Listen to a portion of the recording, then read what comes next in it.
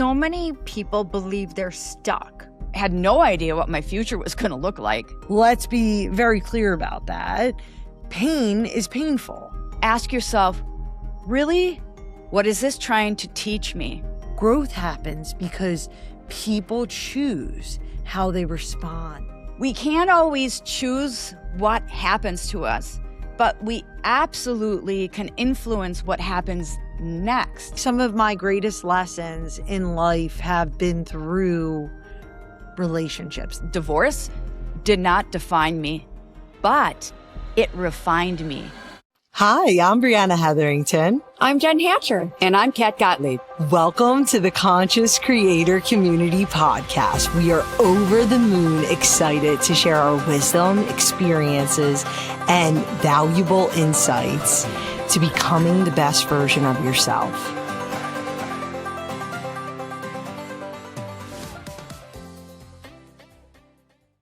I'd like to begin with a question. What if the hardest season of your life wasn't punishment? What if it was preparation? Think about the challenge that changed you the most. Would you erase it?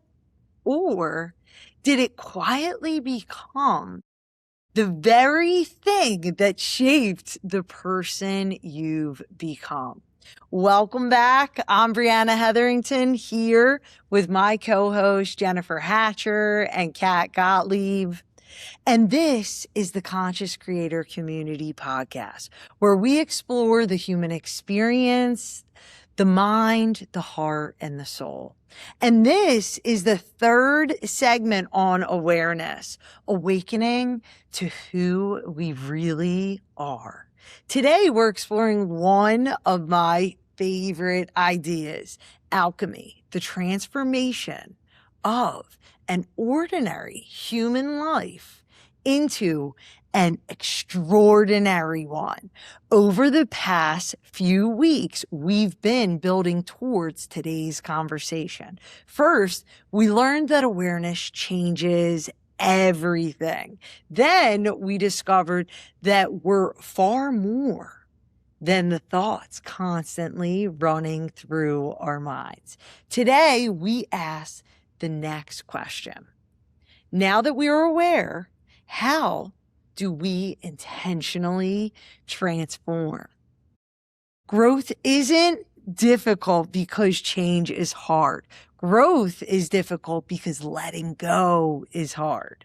I'd love to introduce a word that has fascinated humanity for centuries, alchemy. It became a symbol for inner transformation, taking fear and turning it into courage, taking confusion and turning it into wisdom, and taking suffering and turning it into compassion. Carl Jung believed alchemy represented the lifelong process of becoming psychologically whole. Today, modern neuroscience offers a fascinating parallel. Although science wouldn't use the word alchemy, they would say our brain possesses an extraordinary ability called neuroplasticity. Our brains can literally change, not overnight, but through awareness, practice, and repetition. In 66 days, you can rewire your neuroplasticity. In other words, change is built into our biology. Love that idea because so many people believe they're stuck, right? Like you're not a tree, you can move, you can change. But so often we hear things like, this is just who I am. I've always been anxious. I've never been confident. I'm just not that kind of person. You know, those statements feel permanent and they feel like deep-rooted beliefs that can't change. But maybe they're just unfinished stories. And the reality is, you, my dear, dear friends, are not a finished product. You are a work in progress. I'm going to say that again for those listening in the car to make sure you really get it. You are not a finished product. You are a work in progress. Absolutely. And, you get to write your next chapter, right? And that's why we're here. And that's what we're talking about. And one of my favorite books is The Alchemist. I mean, that is just a classic one. Bree just recently asked me about that book. And it literally, just talking about it, literally put me back into the moment when I was sitting in bed reading the book. I could actually see it open on my lap as I was reading it because it's so profound. So if anyone is looking for a good book, there you go, The Alchemist. One line that has stayed with me for all of these years, that life's greatest treasure isn't something we find. It's who we become during the search.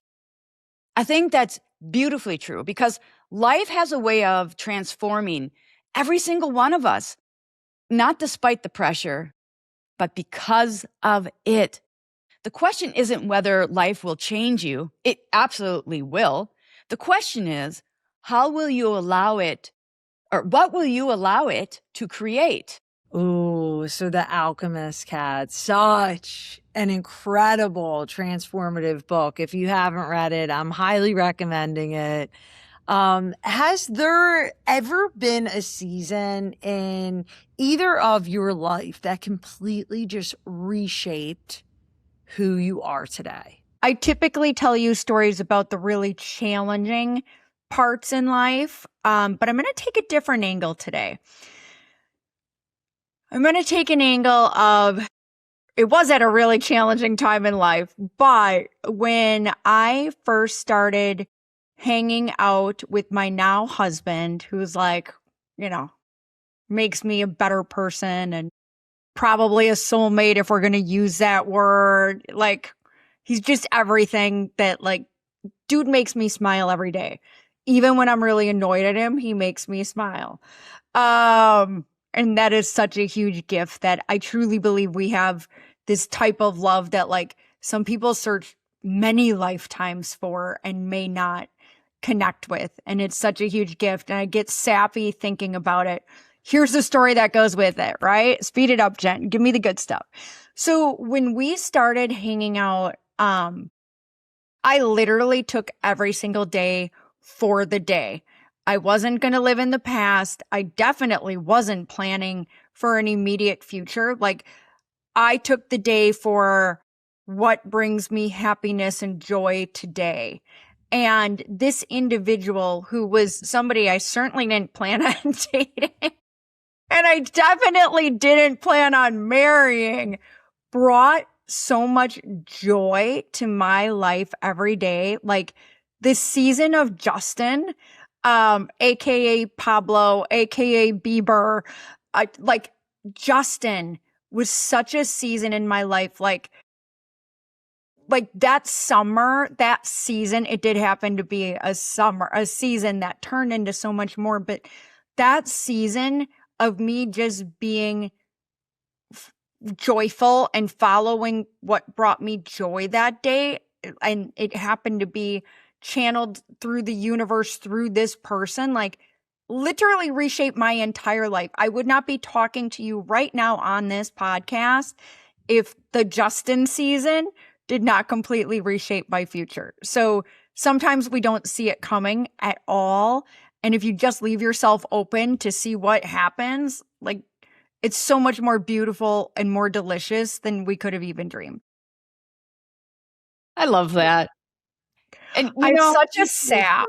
Like, gosh dang. But, Yeah, but you two are amazing together. And thank I you. think for anybody who has found their soulmate after trying, or going through difficult seasons can relate. And actually, so my personal story on this kind of relates, but I'm the Debbie Downer of the storyline. We have it today, Kat. Okay. So what I was going to say is the season was when I went through a divorce, and but anybody who's been through a breakup can probably relate, like, to the good thing, like what you endured to get to the season of Pablo, aka Bieber out. AKA Justin. He has so many nicknames.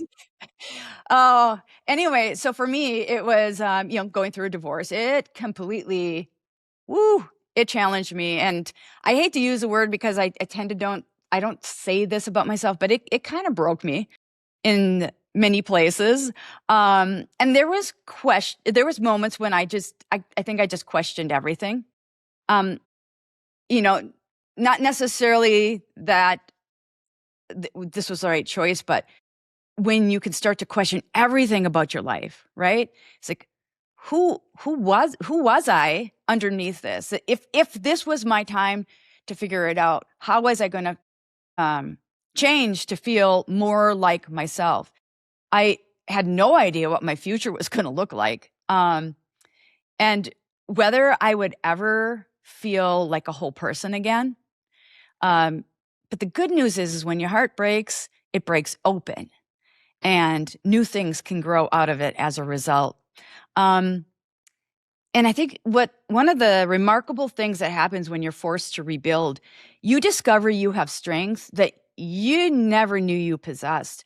And there is this old expression that fire tests gold. And I think life tests our mettle, right? Our inner strength, our inner courage, and our own willingness to keep growing and keep expanding no matter what. And I finally came to a place where I realized divorce did not define me, but it refined me. And that's like spiritual alchemy. So pressure doesn't create character, it reveals it. Ooh, I feel that one very deeply, having lived through a lot of pressure myself. So, Kat, that's one I'll probably be going to bed tonight thinking about, of how pressure reveals one's character. And when I think about transformation, I often go to those hard parts, right? I don't immediately think about the success part of it and how great that is. I think about the survival mode when I was in the trenches, the seasons that, I wanted to escape, where I didn't fully know what my definition of who I was now. The conversations I dreaded, the really hard losses and lessons that I certainly never asked for or wanted. But looking back, they were some of the greatest teachers in my life. Clearly, they weren't enjoyable. They were terrible, but it demanded something new from me. It demanded that I rise up, like you said, and become a better, stronger version of myself. And that's where the word alchemy is very fascinating, and why it's the topic for this segment. Because at its core, alchemy, by definition, is the process of transforming one substance into another. And life does exactly that same thing. The pressures of life are constantly transforming us. Sometimes they harden us, but other times they polish us, and they expose parts of ourselves we didn't even know existed. So the fire doesn't destroy you. It reveals what couldn't be burnt away. Oh, what really stuck with me, Kat, is what you said, that it refined you. I absolutely love that, because when I reflect back on some of the most, traumatic or challenging things that I've experienced, I'm grateful for them, because I would not be who I am today without that experience. And I think that's the beauty of the human experience. We do feel pain sometimes, and sadness and anger, but we also get to feel joy and bliss and happiness. And when I think about your guys' example, some of the research around psychology actually supports the experience. Researchers studying post-traumatic growth found that many people eventually report positive psychological changes following the adversity that they experience. Not because trauma's good. Let's be very clear about that. Pain is painful and loss is loss. But humans possess an incredible capacity to find meaning, build resilience, and develop greater appreciation for life after hardship. Growth doesn't happen because suffering is beautiful. Growth happens because people choose how they respond to suffering. Ooh, people choose how they respond to suffering. I'm staying with that a second, because some people choose to respond poorly and stay with it and sit in it forever, right? We were kind of talking about that in episode 2 of Are You Living in the Past or in the present? And when something is difficult, or I'm curious to hear from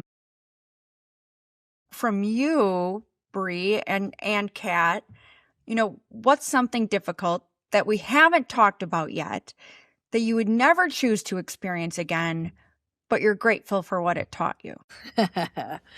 Well, I would say I think relationships have a funny way of being such a transformation pivotal place to really see and learn who you are and how you want to grow. And I think some of my greatest lessons in life have been through relationships that have caused deep pain and betrayal, but truly transformed all that I believed about myself, and all that I truly was able to come to the surface and step into my highest being through that experience. How about you, Kat? You know, I agree with you. I mean, I think relationships is a big one, but I guess how I'd want to respond to this is it doesn't really matter like what is the traumatic, the intense, painful, difficult thing. It's that we can choose how we respond to it, and like before we're aware, we can carry pain around with us forever and ever and ever. But when we finally become aware that it's a choice, that we can set it down. Like just because it is something that happened to us doesn't mean that we have to continue to carry it. And so I guess I'm going to answer it that way and just kind of keep it more generalized, that we get to choose like how we respond. And one of my favorite visuals with that is from the Game of Thrones when Khaleesi walks out of that burning building, right? And she's carrying the 3 eggs. If hopefully everybody remembers that. Some of us might not have seen this show yet, Kat, but it's been a long time, so probably time to go watch it. Yes. But you see how fire burnished her spirit and how the arc of her character changed dramatically from that moment. And I think anybody looking for some inspiration, watch the Game of Thrones and see how she rises like a phoenix. And that's what I would encourage everybody to think of if they're going through a tough time. Yeah, becoming your own alchemist. Your future isn't waiting for a different life. It's waiting for a different response. So how do we intentionally practice transformation? Let's make it practical. Well, so for me, it begins with one question. Instead of asking, why is this happening to me? Which I've done plenty of in my past. So, but really for listeners, instead of asking that question, why is this happening to me? Now what I try to ask myself, when I can get there, again, nobody's perfect. So sometimes you need to feel your feels. You need to, you need to have a good cry. But then when you're able to ask yourself, really, what is this trying to teach me? And that little tiny shift will change your perspective on the situation. It moves you from feeling like a victim to more like maybe, I don't know, a student trying to learn. And hopefully we're all lifelong learners. That should be a goal, people. Okay, so mine is gentleness. When life gets difficult, situations get difficult, my instinct used to be self-criticism, shame, and guilt. I did something wrong, run down the list. And instead of taking self-criticism, shame, and guilt and blame as a norm and a behavior, I try to meet myself the way I would meet someone I love. I try to approach myself with grace and tell myself the things that I would tell a dear friend or one of my children or my husband, or, I come at it with love and grace, and that changes everything. I couldn't agree more, Jen. I mean, the way that we speak to ourselves is so important. And research consistently shows that self-compassion, rather than harsh self-criticism, actually predicts greater resilience and lasting behavior change. Psychologist Dr. Kristen Neff has spent decades studying this. Treating ourselves with kindness isn't weakness. It's one of the healthiest predictors of growth. And here's where I think manifestation fits beautifully, since I'm always thinking about it. The experience themselves don't determine our future, but our thoughts and corresponding emotions, or what I like to call our think feel, does. How we think about what happened and the emotions we repetitively attach to those thoughts becomes the energy that we carry forward. We can't always choose what happens to us, but we absolutely can influence what happens next. That is the power that we have in our lives. Life doesn't ask us to avoid the fire. It asks us to decide who we'll become because of it. So before we leave you today, we'd love you to spend some time reflecting this week. We have 3 journal prompts that you guys can reflect on, and here is question 1. What challenge has shaped me more than any other challenge? Question 2. What strengths did I discover because of it? Question 3. If this season is preparing me, what might it be preparing me for? Your hardest season doesn't define you, and it doesn't get the final word. You do. Alchemy, in the way we're talking about it today, isn't magic. It's the quiet decision to become wiser instead of more bitter. Transformation begins the moment awareness becomes intentional action. Over the last 3 weeks, we've asked some of life's biggest questions. Who am I? What is awareness? Can people really change? I hope that you've discovered the answer isn't found in someone else. It's found in the quiet relationship you build with yourself. Awareness, presence, transformation, those aren't destinations, they're practices. And perhaps that's what becoming a conscious creator really means. Not waiting for life to happen, choosing how you'll participate in creating it. Thank you for walking this journey with us. Until next time, keep wondering, keep growing, keep creating. We'll see you soon.